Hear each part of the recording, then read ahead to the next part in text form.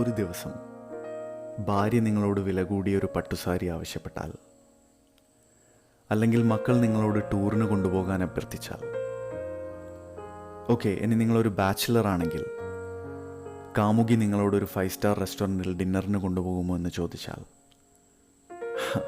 തകർന്നു അവിടെ നിങ്ങളുടെ ബജറ്റ്. ഒരു ബജറ്റിൽ നീങ്ങിക്കൊണ്ടിരിക്കുന്ന സാധാരണക്കാരനായ നിങ്ങൾ വേവലാതിപ്പെടുന്നു. ഓ സോറി, നിങ്ങളെന്ന് എപ്പോഴും പറയുന്നില്ല.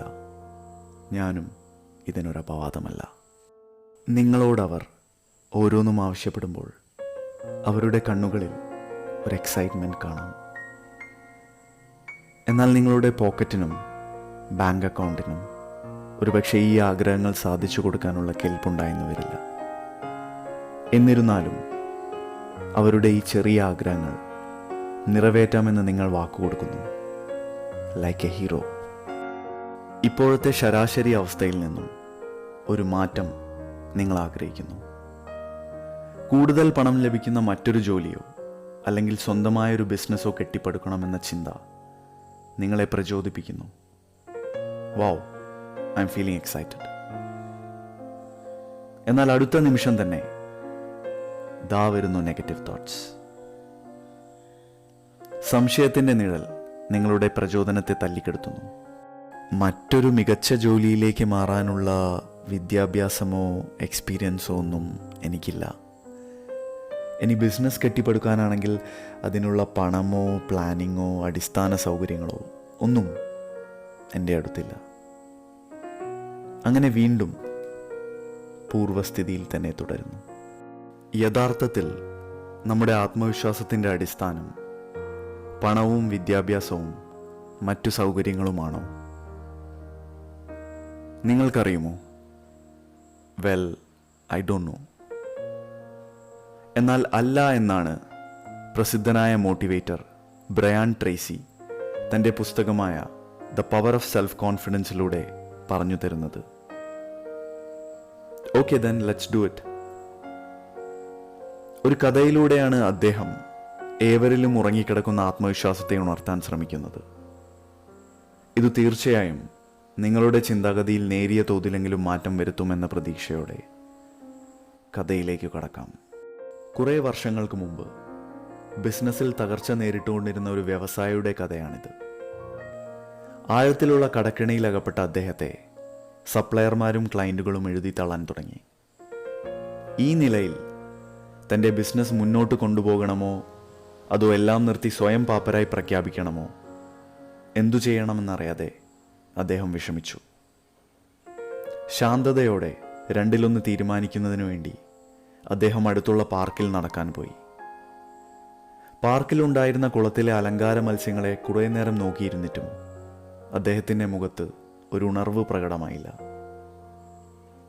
ഈ വിഷാദ മുഖഭാവം കുറേ നേരമായി അവിടെ ഉണ്ടായിരുന്ന ഒരു വൃദ്ധൻ ശ്രദ്ധിക്കുന്നുണ്ടായിരുന്നു. ഉടനെ തന്നെ വൃദ്ധൻ അദ്ദേഹത്തിൻ്റെ അടുത്ത് ചെന്ന് കാര്യങ്ങൾ തിരക്കി. ഒന്നും നഷ്ടപ്പെടാനില്ലാത്ത ആ ഒരു മാനസികാവസ്ഥയിൽ വ്യവസായി കാര്യങ്ങളെല്ലാം വൃദ്ധനോട് തുറന്നു പറഞ്ഞു. വ്യവസായിയുടെ ബിസിനസ് ആശയങ്ങൾ മികച്ചതും ഇനിയും സാധ്യതകൾ നിറഞ്ഞതുമാണെന്ന് മനസ്സിലാക്കിയതുകൊണ്ടായിരിക്കാം എല്ലാം കേട്ടതിനു ശേഷം എനിക്ക് നിങ്ങളെ സഹായിക്കാൻ പറ്റുമെന്ന് പറഞ്ഞുകൊണ്ട് വൃദ്ധൻ തൻ്റെ പോക്കറ്റിലുണ്ടായിരുന്ന ചെക്ക് ബുക്ക് എടുത്ത് ഒരു തുക എഴുതി അദ്ദേഹത്തിന് നൽകി. ഈ പണം തിരിച്ചു നൽകണമെന്ന് നിങ്ങൾക്ക് തോന്നുകയാണെങ്കിൽ 1 വർഷത്തിനു ശേഷം ഇതേ സ്ഥലത്ത് വെച്ച് ഏകദേശം ഇതേ സമയം കണ്ടുമുട്ടാം. ഇത്രയും പറഞ്ഞ് വൃദ്ധൻ നടന്നകന്നു.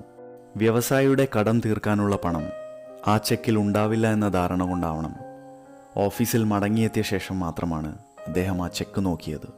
എന്നാൽ ചെക്കിൽ രേഖപ്പെടുത്തിയ തുക കണ്ട് വ്യവസായിക്ക് ചിരിയടക്കാൻ സാധിച്ചില്ല.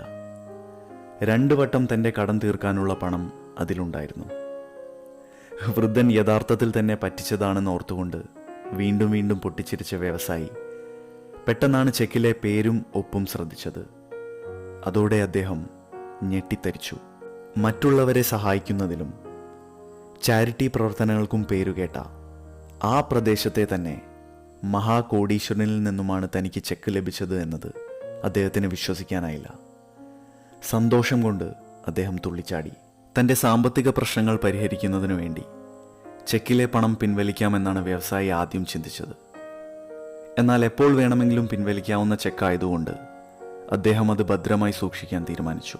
ഇത്രയും പണം തൻ്റെ സഹായത്തിനുണ്ട് എന്ന ആത്മവിശ്വാസത്തിൽ ബിസിനസ് തിരിച്ചുപിടിക്കുന്നതിനു വേണ്ടി കൂടുതൽ ഉത്സാഹത്തോടെ ഇടപാടുകൾ നടത്താൻ സപ്ലയർമാരെയും കടം നൽകിയവരെയും അദ്ദേഹം സമീപിച്ചു. കൂടുതൽ വ്യാപാര ഇടപാടുകളും ഒത്തുതീർപ്പുകളും പണം കൊടുക്കൽ വ്യവസ്ഥകളും കൈകാര്യം ചെയ്തുകൊണ്ട് വിജയകരമായി വിപണനം നടത്താൻ അദ്ദേഹത്തിന് സാധിച്ചു. മാസങ്ങൾക്കുള്ളിൽ തന്നെ തൻ്റെ കടക്കണിയിൽ നിന്ന് കരകയറാനും ബിസിനസ് ലാഭകരമാക്കാനും അദ്ദേഹത്തിന് കഴിഞ്ഞു. ഒരു വർഷത്തിനു ശേഷം എന്തോ ആവശ്യത്തിനൊരു ഫയൽ പരിശോധിക്കുമ്പോഴാണ് വൃദ്ധൻ നൽകിയ എൻകാഷ് ചെയ്യാത്ത ചെക്ക് അദ്ദേഹത്തിൻ്റെ ശ്രദ്ധയിൽപ്പെട്ടത്. അന്ന് തന്നെ ആ ചെക്ക് വൃദ്ധനായ കോടീശ്വരനെ തിരിച്ചേൽപ്പിക്കാനും കഴിഞ്ഞ 12 മാസത്തിൽ തനിക്ക് സംഭവിച്ച അത്ഭുതകരമായ മാറ്റങ്ങളുടെ കഥ അദ്ദേഹത്തോട് പങ്കുവയ്ക്കാനും വളരെ ആവേശത്തോടെ വ്യവസായി പാർക്കിലേക്ക് പോയി. കുറേ നേരത്തെ കാത്തിരിപ്പിനു ശേഷം വൃദ്ധൻ പാർക്കിലേക്ക് നടന്നു വരുന്നത് വ്യവസായിയുടെ ശ്രദ്ധയിൽപ്പെട്ടു. ഉടനെ തന്നെ വൃദ്ധൻ്റെ അടുത്തേക്ക് ചെന്ന് സംസാരിക്കാൻ ആരംഭിച്ചപ്പോഴാണ് ഒരു നഴ്സ് വെപ്രാളത്തോടെ അവരുടെ അടുത്തേക്ക് ഓടി വന്നത്. അടുത്തെത്തിയ ഉടനെ തന്നെ വൃദ്ധൻ്റെ കൈകൾ മുറുകെ പിടിച്ചുകൊണ്ട് നഴ്സ് വ്യവസായിയോട് മാപ്പ് പറഞ്ഞു. ക്ഷമിക്കണം സർ, ഇദ്ദേഹം അങ്ങയെ ബുദ്ധിമുട്ടിച്ചെങ്കിൽ ദയവായി ക്ഷമിക്കണം. കണ്ണു തെറ്റിയാൽ വൃദ്ധസദനത്തിൽ നിന്നും ഓടിപ്പോകുന്ന ഇദ്ദേഹം മറ്റുള്ളവരോട് സൗഹൃദം സ്ഥാപിക്കുന്നത് സ്ഥലത്തെ കോടീശ്വരനാണെന്ന് സ്വയം പരിചയപ്പെടുത്തിക്കൊണ്ടാണ്. ഇത്രയും പറഞ്ഞ് നഴ്സ് വൃദ്ധനുമായി നടന്നകന്നു. ഇതു കേട്ട് വ്യവസായി സ്തബ്ധനായി കുറേ നേരം അവിടെ തന്നെ നിന്നു.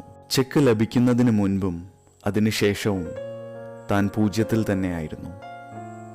താൻ വിശ്വാസമർപ്പിച്ച ചെക്കിലെ വിവരങ്ങൾ വ്യാജമായിരുന്നിട്ട് കൂടി തൻ്റെ ആത്മവിശ്വാസത്തിൻ്റെ അടിസ്ഥാനത്തിലാണ് ബിസിനസ് വിജയകരമായി മാറിയതെന്ന സത്യം അദ്ദേഹം തിരിച്ചറിഞ്ഞു. നമ്മുടെ ആത്മവിശ്വാസത്തെയും പ്രവൃത്തിയെയും അടിസ്ഥാനപ്പെടുത്തിയാണ് ആളുകൾ നമ്മെ വിലയിരുത്തുന്നതും സ്വീകരിക്കുന്നതും. അല്ലാതെ പോക്കറ്റ് കാലിയാണോ അതോ നിറഞ്ഞിരിക്കുകയാണോ എന്നതിനെ അടിസ്ഥാനപ്പെടുത്തിയല്ല എന്ന ഉത്തമ ബോധ്യത്തോടെ. Philosophically inspired.